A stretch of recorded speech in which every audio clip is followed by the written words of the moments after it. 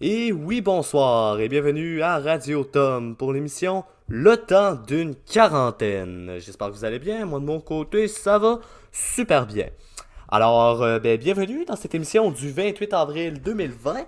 Alors, qu'est-ce qui nous attend pour ce soir? Grosse émission, on va voir avec nous William Dufour, qui est joueur dans les Voltigeurs de Drummondville dans la LHJMQ et qui va venir nous parler de comment est-ce qu'il vit ça, lui, le confinement. Aussi, je vous dévoile qui a gagné le fameux Mix Hommage.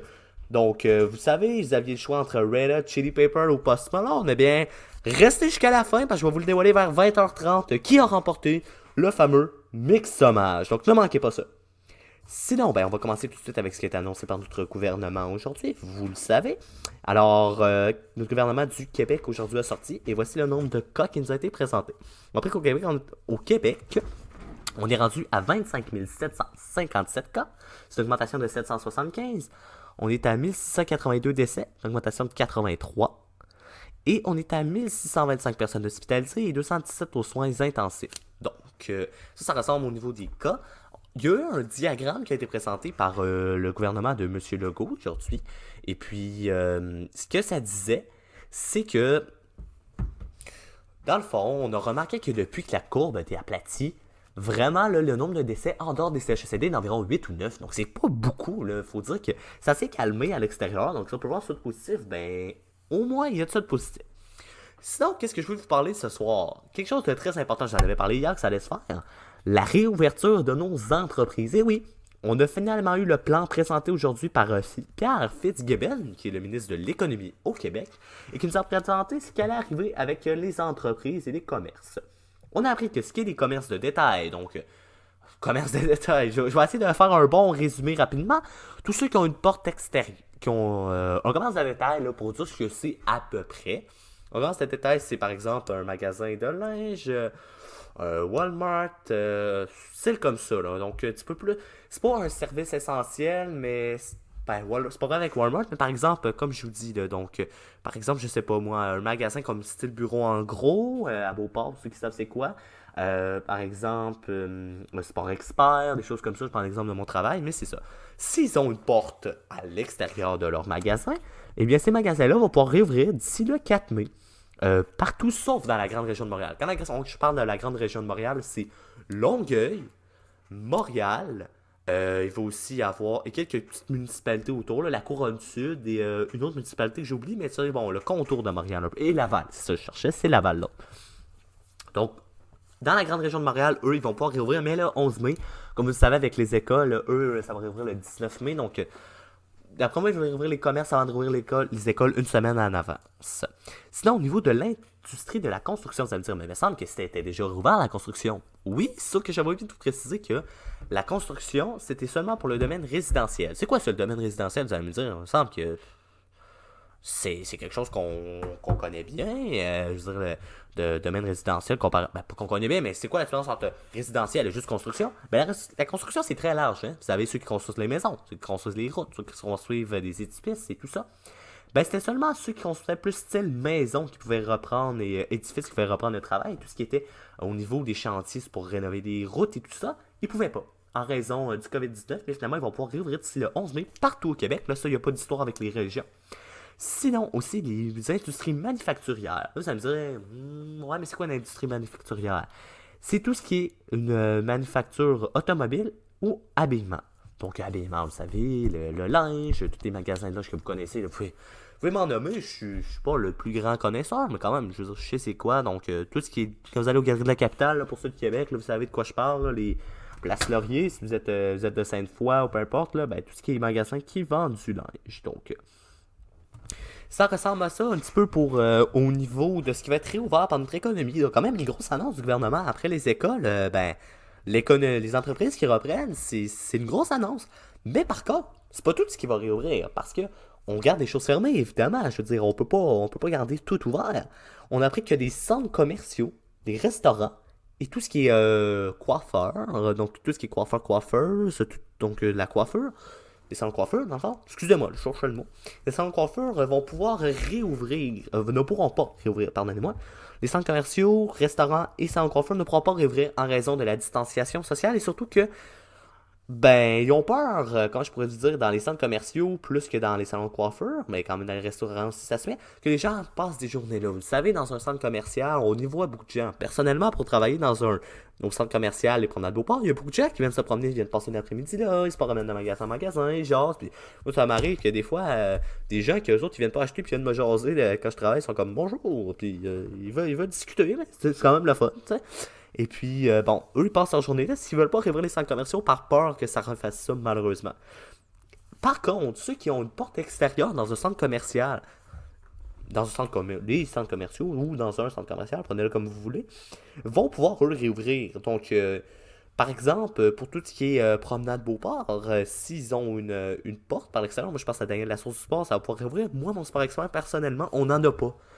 On a une porte à l'extérieur, mais comment je pensais? On a des portes extérieures qui mènent vers nous, mais tu sais, je veux dire, c'est pas directement, les clients peuvent pas rentrer directement dans le sport expert. Pas comme ils peuvent le faire au Daniel la source du sport. Donc, on verra bien ce que ça va donner. Je suis pas sûr que nous, ça va rouvrir.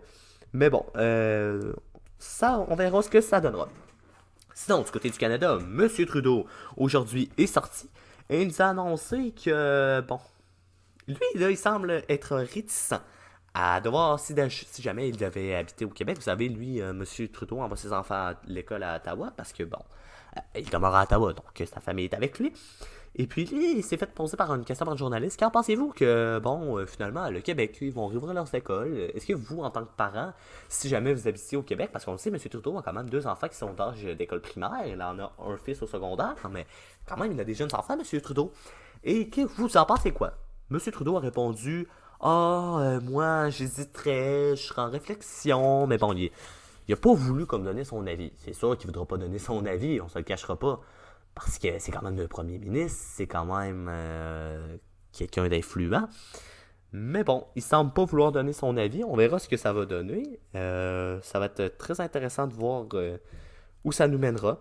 Mais bon, on sent comme que le provincial et le fédéral s'entendent pas super bien en ce moment. Donc, est-ce que M. Trudeau et M. Legault vont se rencontrer? Parce que M. Trudeau semble s'opposer à la réouverture des écoles. Il dit de prendre son temps. M. Legault dit le contraire. Eh bien, on verra bien. Les premiers ministres vont s'entendre, mais c'est pas le temps de leur chialer dessus. On les laisse faire leur travail. Sinon, au niveau des nombres de cas, je vais faire ça avant d'aller passer à mon prochain sujet parce qu'on va aller visiter un pays qu'on n'a même pas le droit de visiter. Au niveau du nombre de cas, on est rendu à 49 817 cas au Canada. Là, on va être à 50 000 très bientôt, c'est très très évident. Ça, c'était les chiffres d'environ 17 heures ce soir.